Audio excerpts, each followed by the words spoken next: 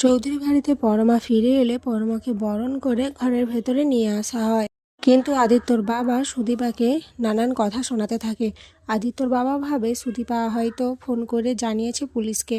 সুদীপা তাদের বলে যে সে তেমন কিছুই করেনি, সে শুধু পরমাকে বাঁচাতে চেয়েছিল আর তার কাছে কোনো কারোর নাম্বার ছিল না, তাই সে অন্য কাউকে জানাতে পারেনি। কিন্তু আদিত্যকে ফোন করেছিল, কিন্তু আদিত্য ফোনটা রিসিভ করেনি। আদিত্যর বাবা এই সমস্ত কিছু শুনতে চায় না। সে ভালোভাবে বুঝতে পারে যে সুদীপা এই সমস্ত কিছু ঘটিয়েছে। তখন সঞ্চারী বলে, হ্যাঁ বাড়িতে তো কেউ ছিল না, তখন পরমাকে সুদীপাই নিয়ে গেছে হসপিটালে, আর ওর কলেজের প্রফেসর এসে তো পরমাকে তুলে নিয়ে গেল, না হলে আমি আর সুদীপা দুজন মিলে কিভাবে পরমাকে নিয়ে যেতাম। এই কথাটা শুনে বাড়ির সকলে অবাক হয়ে যায়, বিশেষ করে আদিত্যর বাবা আরও রেগে যায় সুদীপার ওপরে, আর সুদীপাকে উল্টোপাল্টা কথা বলতে থাকে। বলে দুদিন গেল না গেল তার মধ্যেই প্রফেসরকে একেবারে বেডরুমে নিয়ে চলে এসেছে। সুদীপা আদিত্যর বাবার ওপর চিৎকার করে ওঠে, বলে আপনি কিন্তু আমাকে অসম্মান করছেন, আর আপনি কী ধরনের ভাষা প্রয়োগ করছেন ভুলে যাবেন না, আমি কিন্তু আপনার পুত্রবধূ, আপনি কিন্তু নিজের সীমার মধ্যে থাকুন।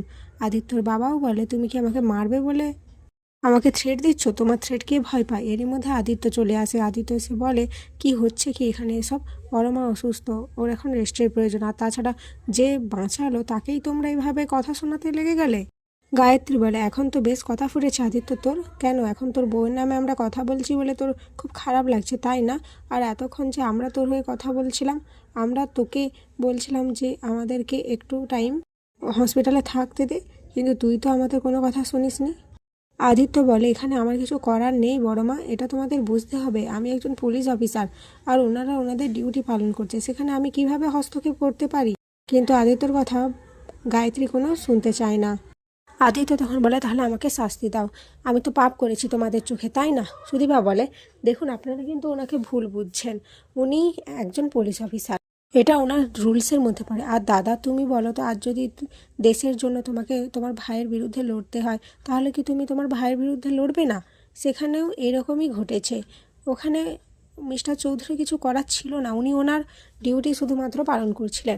এদিকে পরমার বাবা মনে মনে সুদীপার পিসির কথাগুলো ভাবতে থাকে। সুদীপার পিসি বলেছিল, সুদীপার যদি এই বাড়িতে কোনো অসুবিধা হয়, আর যদি এই বাড়ি থেকে সুদীপাকে চলে যেতে হয়, তাহলে পরমাকেও এই বাড়ি থেকে চলে যেতে হবে, আর সমস্ত সত্যিটা সে সবাইকে জানিয়ে দেবে। তাই পরমার বাবা সুদীপার হয়ে কথা বলে, বলে আপনারা কি করছেন? কেউ আমার মেয়ের জীবন বাঁচিয়েছে, আমি চিরকৃতজ্ঞ রয়েছি ওর কাছে, আপনারা দয়া করে এখানে সিনক্রিয়েট করবেন না। এরপর অভ্র পরমাকে ঘরে নিয়ে আসে। অভ্র পরমাকে বলে, পরমা প্লিজ তুমি আর এরকম কিছু ডিসিশন নিও না।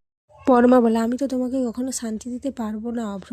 হ্যাঁ এই ডিসিশনটা হয়তো আমার ভুল ছিল, কিন্তু আমি তোমাকে মুক্তি দিয়ে দিতে চাই, তুমি ভালোভাবে বাঁচবে। অভ্র বলে, জানো পরমা, আমি যখন তোমার ছবি প্রথম দেখেছিলাম, প্রথমেই ছবি দেখেই তোমাকে ভালোবেসে ফেলেছিলাম। আর তোমার জীবনে হয়তো আগে ছিল একজন, কিন্তু বিয়ের পর আমি চাই না সেই জায়গাটা আর কেউ পাক, এখন তুমি শুধু আমার। অপরদিকে আদিত্য সুদীপাকে জিজ্ঞাসা করে, আপনার প্রফেসর এখানে কেন আসছিলেন? সুদীপা বলে, এ কি আপনি এসব কী কথা বলছেন? আপনি কি আমাকে সন্দেহ করছেন? আর আমি আপনাকে কৈফিয়ত দেবো কেন এত? আদিত্য বলে, আমি কিন্তু আপনার হাজব্যান্ড, এটা আপনি ভুলে যাবেন না। এখানেই আজকের পর্ব শেষ হয়ে যায়।